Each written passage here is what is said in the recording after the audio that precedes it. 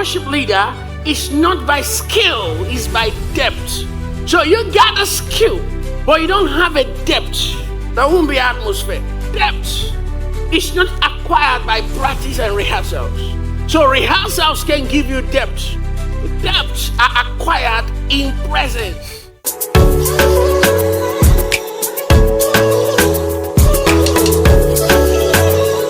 I am Sam of the Most High God.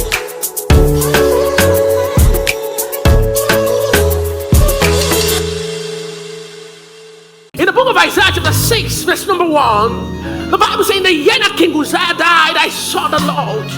He said, and Satan upon his throne high and lifted up, and his strength filled the temple. Verse number 2, something happened there. Above it stood the seraphims. Each one has 6 wings. 20 covered his face, and with 20 covered his feet, and with 20 he did fly. Verse number 3, something happened there. And one cried unto another and said, holy, holy, holy is the Lord of hosts. The whole earth is full of his glory. For the first time, Isaiah the prophet saw the throne of God. Then he saw worship. But now he was not part of the worship because he didn't see what they see. Everybody can praise, but not everybody can worship. Because worship is born out of revelation of who he is. Praise can be appreciation of what he has done. But the difference between worship and praise is that while everyone can praise, not everyone that can worship. Worship is born from who he is. And worship is the engine room of the supernatural. What is heavy in heaven is more worship than praise. Because in heaven, there are angels that were given a portion of the revelation of his nature. And what they have seen causes them to react in worship in eternity. If you read the book of Isaiah, the seraphims worship because they saw who he is. You can be a singer, but you can't be a worship leader. You can be gifted with a good voice, but you can't be a worship leader. Because worship leaders are not gifts. Worship leaders are depths. So being a worship leader is not by skill, it's by depth. So you got a skill, but you don't have a depth. There won't be atmosphere. Depth is not acquired by practice and rehearsals. So rehearsals can give you depth. The depths are acquired in presence.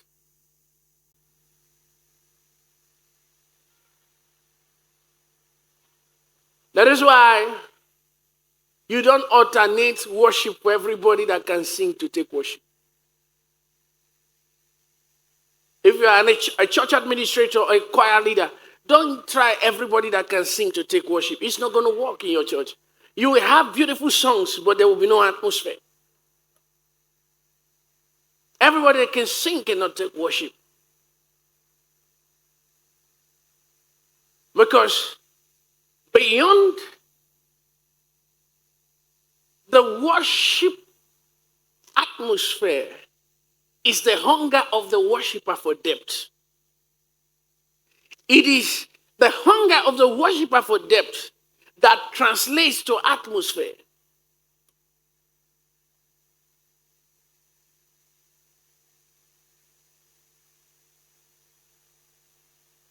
The depth, what is a depth? I want to know him more. The depth is not about you. The depth is about him. In the depth is firmness. In the depth, you find strength. In the depth, you can't backslide. In the skill, you can backslide.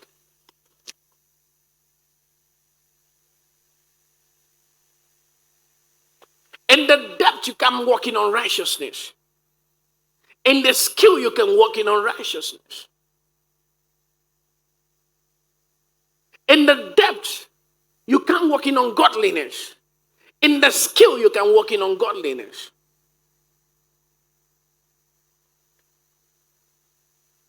Everyone can exhibit skill, but not everyone that can exhibit depth. Depth is not the number of worship song you know. Depth is an electricity that the people feel when the worship flows. So if your worship does not come with electricity, it is evident that you have not touched depth. What is this electricity like? People are supposed to feel near God.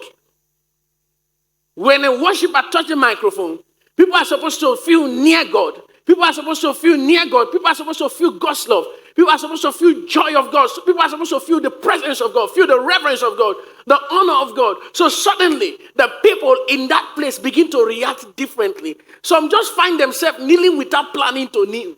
Some find themselves with tears dropping on their eyes without planning to cry. It is because when God shows up, our reactions are different. While I may be reacting, dancing like this, another is reacting. What has happened to us is that the reaction of God with our mortal bodies are different. So every time you come up as a worship leader and you sing and you can't find this, it is because the church made a mistake to pick you. What you have is skill. It's not depth. And let me say it to church, and any church watching me across the world or SCMIs, don't please singers with the altar. The altar is not a place to please singers. Do you get it? It's not a place to please singers.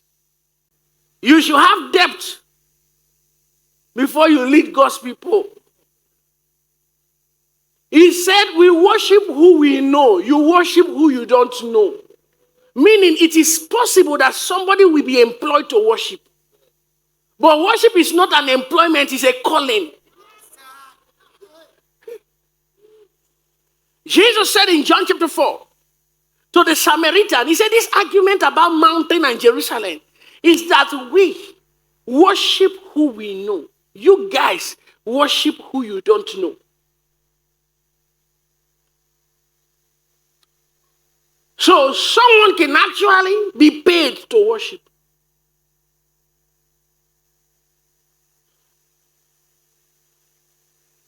In this place, that's why we won't bring in anybody to minister. That people God have called differently. But the uniqueness of this place, if we are coming to minister, we are so blessed, we are so rich, we can give you anything. But we will not put your name anywhere.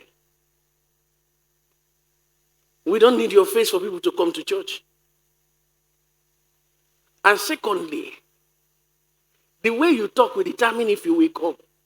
If in the process that the admin team are calling you, you say they must talk to only manager, you won't come. It's not concert. It's miracle service. We don't want you to take us through another road. Then the sick will not be healed.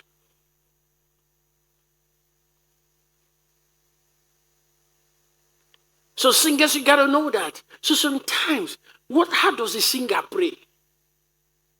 If I've been called to music or to worship ministry, I seek depth.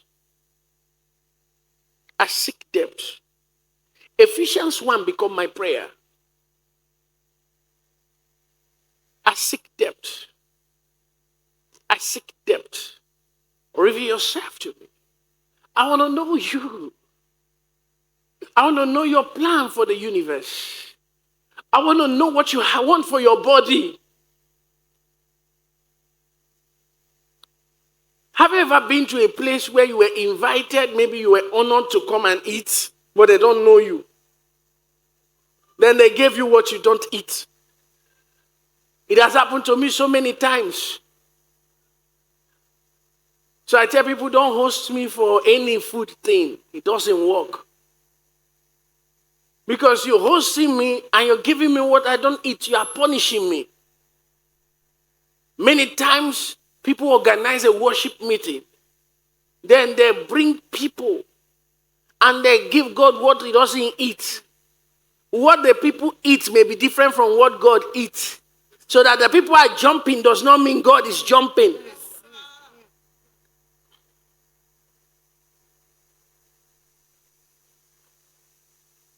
Bell, Irene, Dr. Amaka, I want you guys to get to the point when people are singing, when you are singing and the people are vibrating and you can feel their vibration. That is worship.